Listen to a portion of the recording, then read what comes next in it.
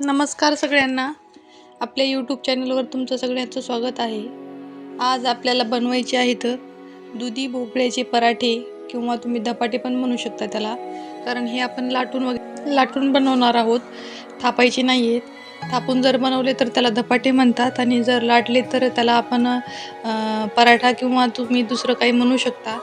मग याच्यासाठी आपल्याला घ्यायचं आहे मोठा चिरलेला 2 कांदे घेतलेले इथं, 2 छोटे छोटे टोमॅटो घेतलेले आहेत कट करून, लसूण घेतलेला आहे आणि जो दुधी असतो त्याचे साल काढून घ्यायची व्यवस्थित.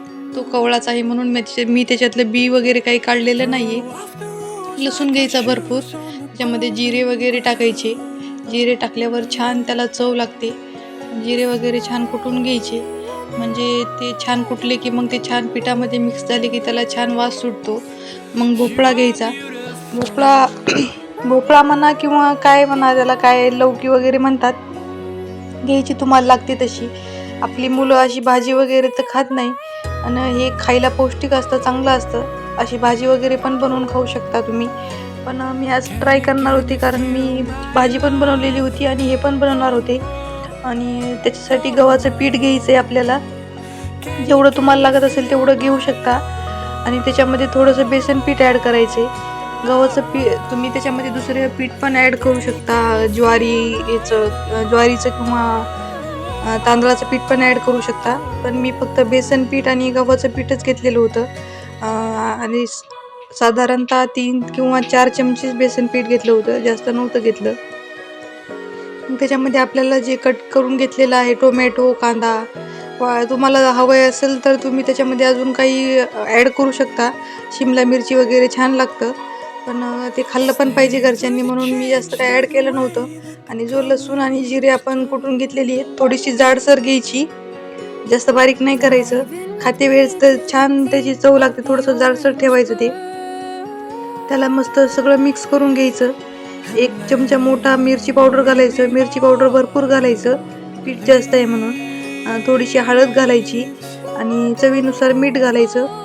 मग हे छान आपण मिक्स करून घ्यायचं. याला छान कणिक मळायचं याचं, जास्त पातळ पण नाही जास्त घट्ट पण नाही, लाटता येईल असंच घालायचं.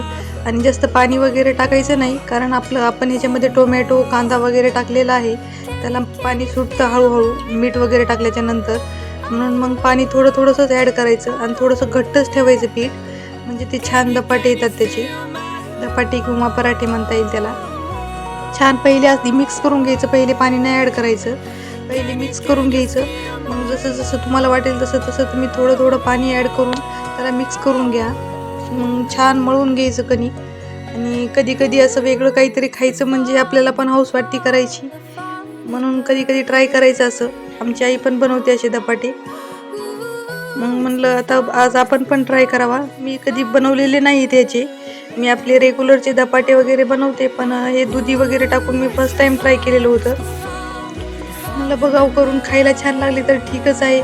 मग काय मस्त कॅरी बॅगवरला तेल वगैरे लावून घेतलं. डायरेक्ट पोळपाटावर नाही लाटता येणार ते, कारण चिटकल वगैरे, कारण ते जास्त घट्ट पण नाही आहे जास्त पातळ पण नाही आहे, पटकन लाटता येईल असं आणि आणि कसं आहे, उन्हाळा वगैरे लागला की मग आपल्याला ना कसं काही चपाती वगैरे भाजी वगैरे हे गोष्टी खायचं मन होत नाही.